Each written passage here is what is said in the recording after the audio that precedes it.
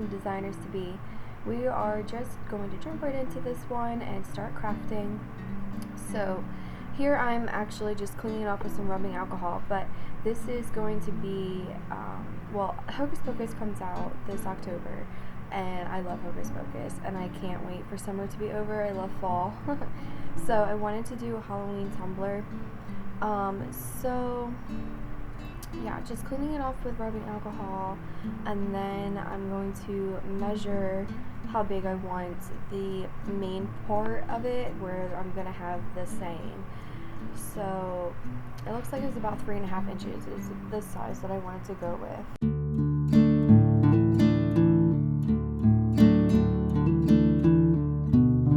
Okay, so let's just open up Design Space, and I have a few things here. I was trying to do the circle one, but the more I looked at it, I think the more difficult it would have been reading it out.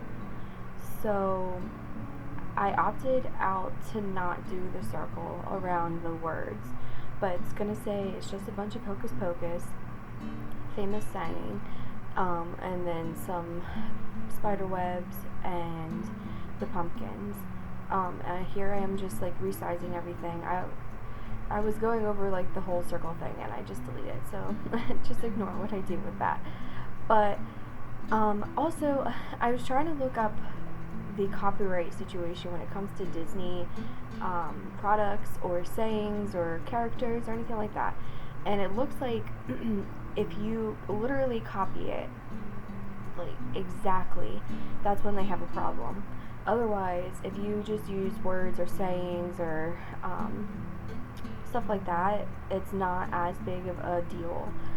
I still may not put this on Etsy just to keep my store safe. I mean, if anything, they just really just ask you to take the listing down, but I might just play it safe with this one and just try to sell it on Facebook Marketplace, or just keep it for myself because I do really like it, and I've only made one so far.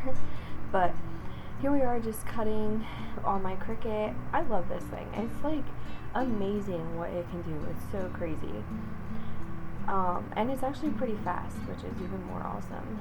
But that's just white permanent vinyl. I bought that actually at a really great price. It's called Craft Source. They have a website. I think I found them on Facebook first, and they have awesome prices for their stuff. So I highly suggest going to check them out. I'll leave a link of their website below.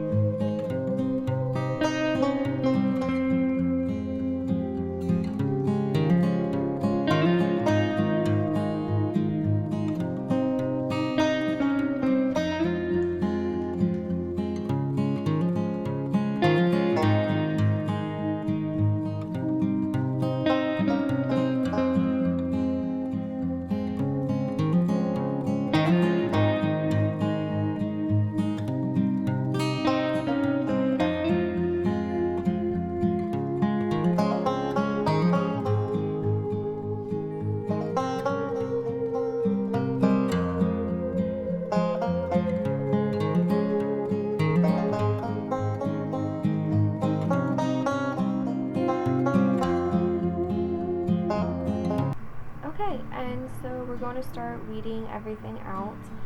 It actually went pretty smooth. For some reason, I'm not super lucky when it comes to weeding out my designs. I really try to take consideration the tiny lines and all that stuff because it's really difficult. I seem to find if you do iron on vinyl, then it's a lot easier to deal with the smaller areas because it just peels off so nicely. But for some reason, when I do the permanent vinyl or like the removable vinyl, it gives me such a hard time.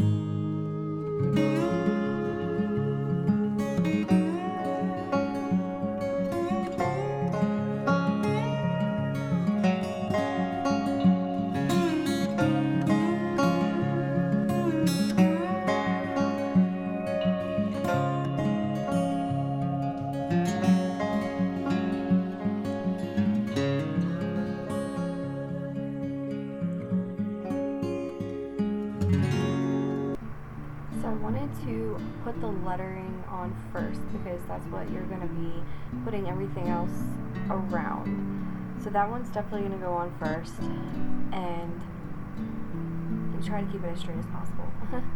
And then I was just trying to see where I wanted to place everything else. I wanted to keep the lettering as the main focal point, so I kind of kept everything like around it and not so much underneath or on top, because then it would just look too busy.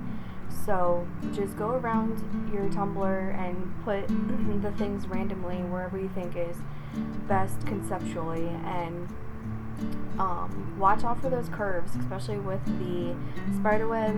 I had a problem with that and I had to redo that spider web but because of the curves, and it just like didn't place perfectly onto the tumbler. You gotta, I guess, think about these things, but sometimes you don't think about it until it actually happens, and it's just trial and error. But I only put 2 spider webs and 2 pumpkins on it. I thought it would have been too busy if not. Okay, so here I had way too much white paint, and I was trying to think of what I could do with it without wasting it. And I had an empty jar. I have a few empty jars that I just have lying around. So I was like, okay, let me paint this jar. You'll see why later in this video.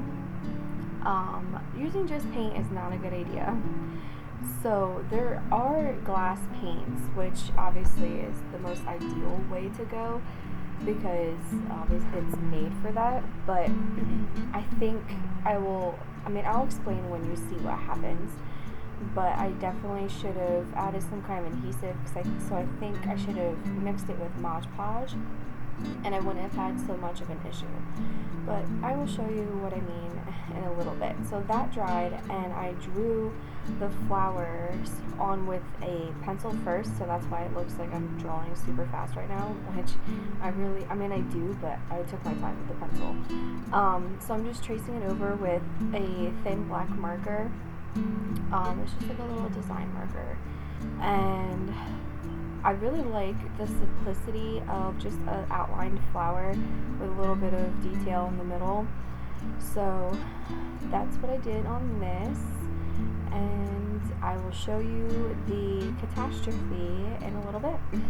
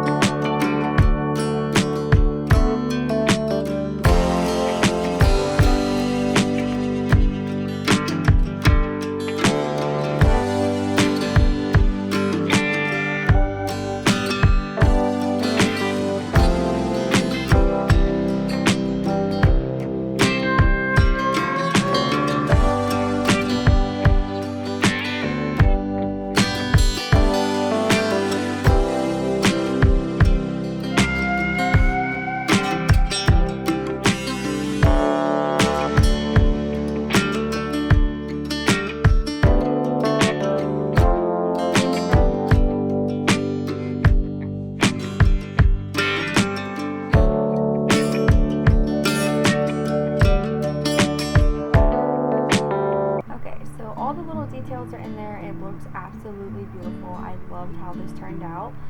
But here comes the catastrophe.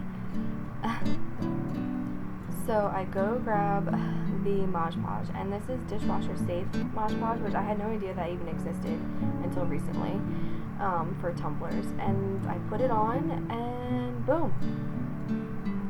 Yeah. It just completely smears everything off, which again probably should have thought things through and not have gone that route. So I try to wipe it off, and the white paint just completely comes off with it. I will show you in a second. So I just didn't know what to do. I kind of left it aside until I figured out what the heck I was going to do to fix this, because I really wanted to fix it. So I used chalkboard paint, and I figured, okay, that'd be kind of cool. I put the white down first because I thought I'd just redo it, but it just looked too sloppy. So I wanted to do the chalkboard paint, and then I figured, people can write, pens and pencils or whichever they want to use the jar for. So I put the chalkboard paint on, and it was so flimsy underneath, again, because I didn't use Mod Podge or any type of adhesive when I went to paint onto a glass jar. I really did not think this through at all. Learn from my mistakes.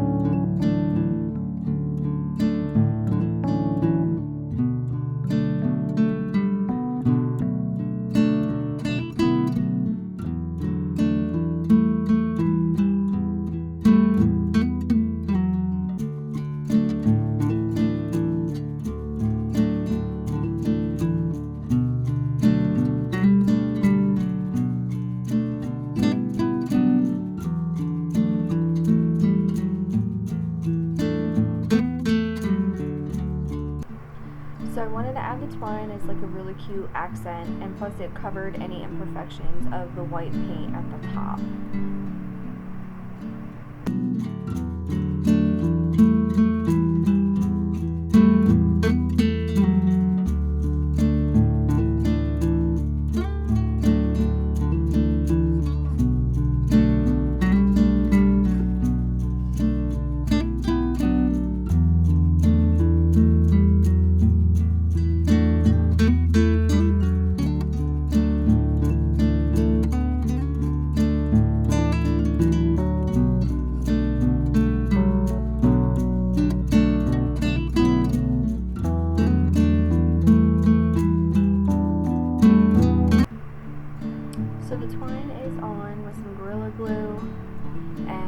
As you can see, as I put it down, I'm thinking, what the heck am I going to do with this thing? It was just one thing after another.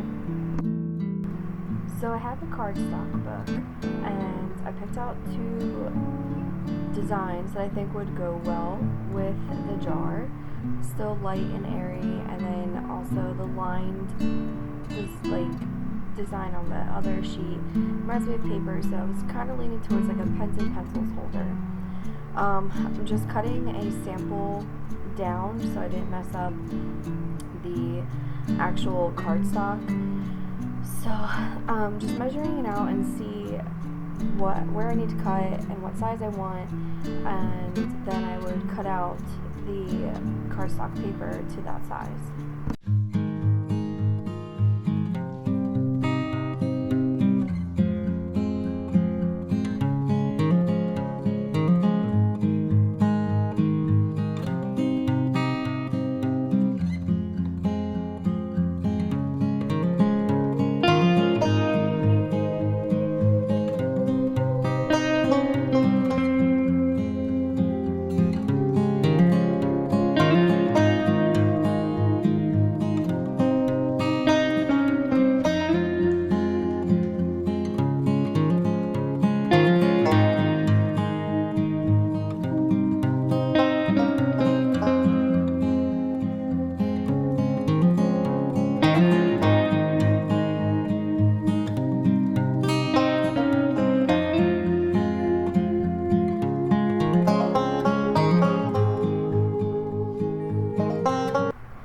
but to give it like a little lift and dimension, I wanted to use the double-sided like foam tape and to give it depth, you know, like as a sign. I thought that would look really cool, and so that's why I used the double-sided tape to try to stick it on.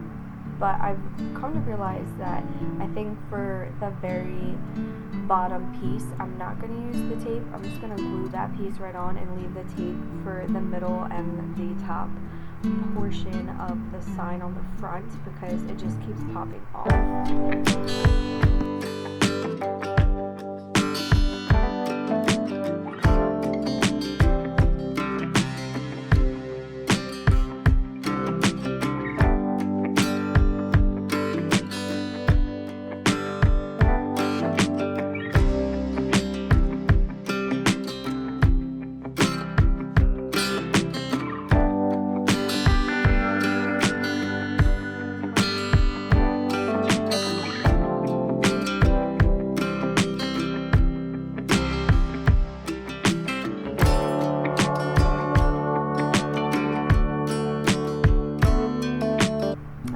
So here's the final product. After all of the problems I had with this one, I think it turned out pretty beautiful. It kept it simple. I really like the line design of the flowers, and hopefully this will be on someone's desk soon. Alright guys, so these are the final products. Really appreciate you all watching. If you have any questions, I will gladly answer them. Just leave a comment below. And if you want the Cricut files, I can send them to you in the email, whichever. And I really appreciate you all. Please like and subscribe, share, and hope you enjoy crafting. Thanks for watching, guys.